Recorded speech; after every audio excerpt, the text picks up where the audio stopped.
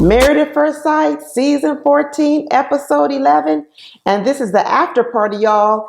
And once again, the after party was lit.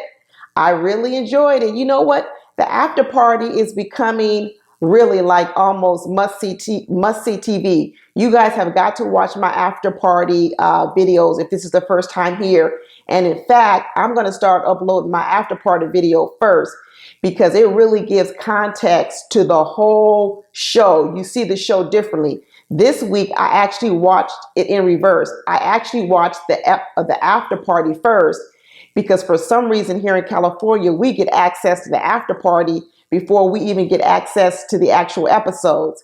So when I did that this week, man, it made a world of difference. So I'm going to start doing this every single week. So look for my after party video uploaded first before all my other individual videos. And then what you'll see is at the end of my videos, you'll see links to the individual videos for each couple. I can put 2 links at the end of each video. So watch to the end of the video, click on the link, and then you can go on to the next couple. But anyway, let's get into it. So anyway, on the after party, it was Katina, Jasmina, and then it was Melissa Fredericks, who were the 3 on the panel. I like Melissa. She had a lot of energy. She came in. She looked gorgeous. She looked beautiful. She was like, this is black girl magic today. I love that. That was real cute. And I think both Jasmina said she appreciated Melissa being there. She felt it was giving her a new perspective of an outsider looking in. Hopefully, Jasmina, hopefully. And Katina said she always also liked it. Katina had some new hair. She got rid of that wig that she normally wears. And she has some braids on, but she's been having different hair for the after parties anyway, but she looked really cute. Pulled away from her face and everything. You could really see her face. She's a really pretty girl. In honor of the 1-month anniversary, the drink of the day was a mild style mule, which was some ginger beer, some vodka, and some lime. So they were sipping on that during the after party. So they started getting into Olajuwon. They asked, how are you feeling, Katina? Katina said, that Olajuwon really does have a good heart, but he does have some problems with speaking too fast and she didn't say out the side of his neck, but that's what I'm going to call it. Speaking out the side of his neck. So they kind of went back to the episode when Dr. Vivian was talking to Katina and Olajuwon. So it really wasn't this week. It was actually last week. And Keisha and I Pulliam asked, how did you feel about that when Olajuwon was verbally sort of, beating up on her verbally and berating her? How did she feel about that? And you know what? Katina said something really, really, really, really wise. I was surprised. I'm really surprised sometimes some of the maturity that Katina has. But what she said was, you can either meet people in 2 different places. You can meet them where they are, right? Which in this case meant, getting up to where Olajuwon is and going toe to toe. And I think she's saying she could do that if she wants to. She goes, you can either meet people where they are, or you can decide to take a break and come back when, things are a little bit more cool and level headed. And let me tell you, I sat back in my seat because I said, wow, this girl's only been married for a whole 2 weeks. And let me tell you, that took me a whole while to realize in my own marriage. And I like the fact that even Melissa Fredericks basically stood up and said, you know what? That little comment that Katina just made, that's a comment coming from a vet. Melissa's been married 18 years, and she basically said, ooh, I didn't learn that right away. And I'm saying the same thing. You know what? I really do admire Katina. I know a lot of people are out here bashing her, saying that she's too weak. She's not standing up to Olajuwon enough. But I'm going to tell you, her level of self-control, her level of discipline, not to clap back at Olajuwon in the very minute and meet him where he is, let me tell you, that is a veteran married wife's move, because sometimes it takes us years to figure out to do that. It takes us years not to learn not to throw gasoline on fires. Not only a vet by women, a vet by married men. We all have to learn it. And the fact that Katina knows that already in her marriage, this is really what is saving her and Olajuwon's marriage, because he don't have no self-control. But what she also said was she felt bad. She feels bad looking back on that. She said because one thing she does know is she is solid. And she does know that she has a lot to bring to the table, and she has a lot to offer. And she says she didn't deserve that judgment. And she said she definitely didn't deserve it coming from her husband.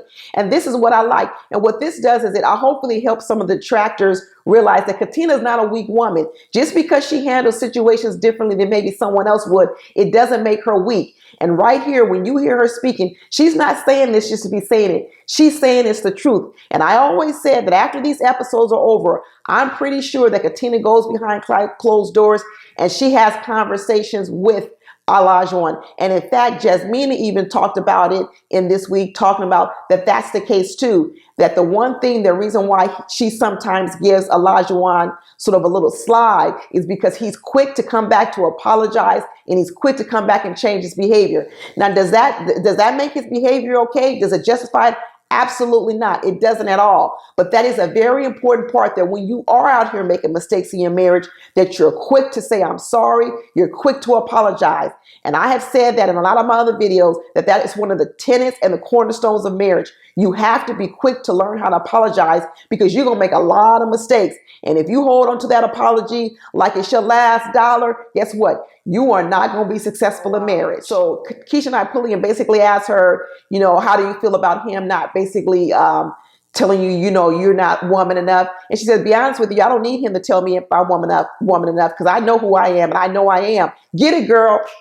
Get it, Katina. That's what I like about Katina. I'm telling you guys, Olajuwon is so scared. Please watch my other videos this episode, because I'm going to be going through this with all the couples. Not only Olajuwon, but I figured out it's kind of the same thing going on with Jasmina, and it's also the same thing going on with Lindsay.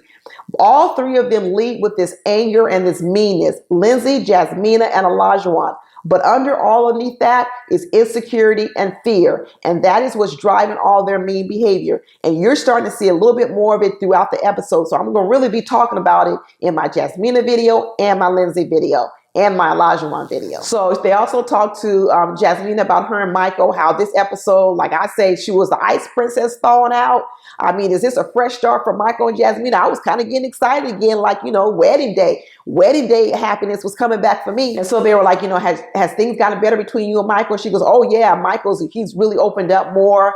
In fact, now he can't stop talking. And sometimes I have to tell him, man, be quiet for a little while. So she talks about how Michael's a little chatterbox now. He just talks all the time. And so we did see a lot of that going on in the episode, but she said it's a big difference now. And I'm going to talk about that too. I don't want to give away everything in this one video, because then y'all won't watch my other ones, but you got to watch my other videos. So then they asked Katina about this whole fiasco, what went on with the this whole dating app thing.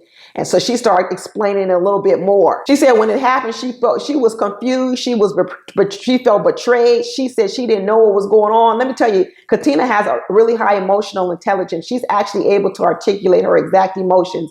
You have to listen to the words she used, as opposed to Olajuwon, he just uses one gear, which is anger.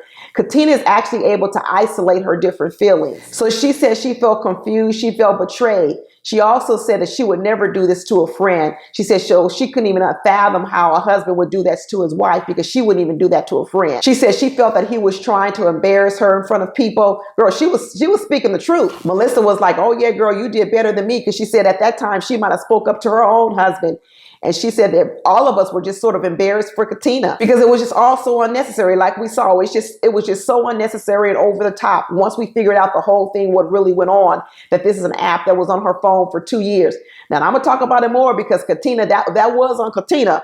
But the fact of the matter is, I wouldn't have no app on my phone had I been knowing that I was on Married at First Sight. I would have already gone through my phone. To me, that felt like a step that Katina should have already done. So I really wasn't mad at what Olajuwon, the premise of his upsetness, but I don't like his delivery at all. I think that's the biggest problem with Olajuwon. His delivery is horrible. Sometimes he actually makes good points, but his points get lost in his delivery. So what ends up happening is he's not effective.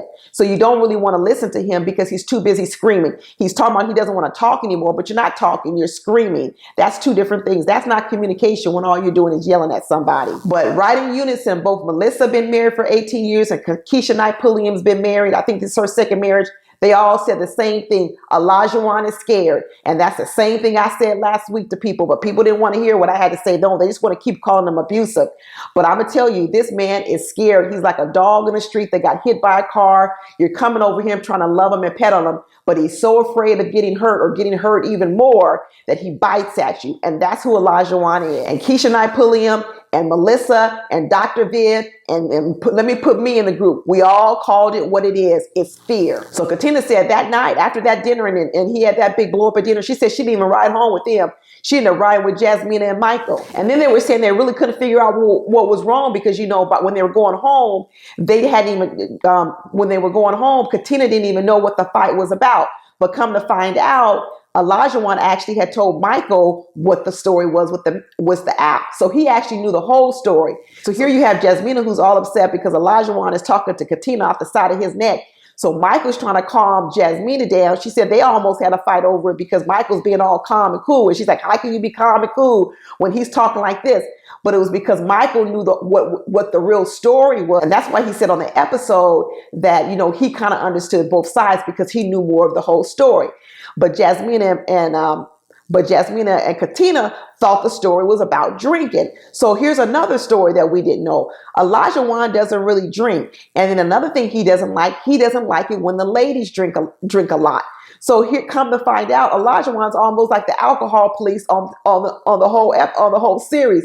He monitoring the women's alcohol. He doesn't want the women to drink and get out of control on TV. You know what? That's pretty good, Olajuwon. He's actually looking out for their reputation.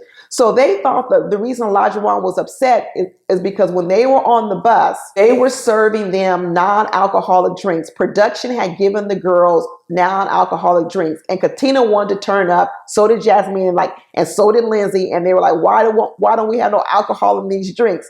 So Lindsay said, oh, I got a bottle upstairs. So they end up going upstairs and getting a bottle of alcohol. And so they thought that was why Olajuwon was so mad.